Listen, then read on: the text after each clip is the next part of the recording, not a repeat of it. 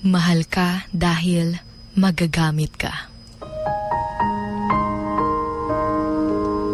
Nakakalungkot lang isipin na may mga taong mamahalin lang tayo dahil magagamit tayo.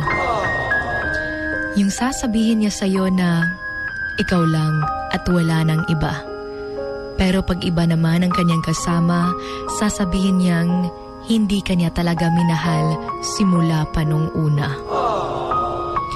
Mahirap sa part nung taong nagmahal ng totoo dahil lahat binuhos mo kahit wala nang matira sa'yo. Kaya mahirap talaga kapag nagmahal ka ng taong kailangan ka lang at hindi ka talaga mahal.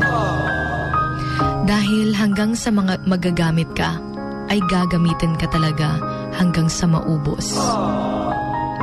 Pinaasa ka pa na ika'y nag-iisa at kailan may di sasaktan ang damdamin mo. Pero sa buhay niya, ay dalawa pala kayo. Nakakalungkot, no? Nakakawala pa ng kumpiyansa sa sarili. Dahil akala mo, totoo ng lahat ng mga pinakita niya sa'yo. Pero unti-unti ka lang pala niyang inuubos. Pati yung mga pangarap mo, gumuho dahil sa kanya.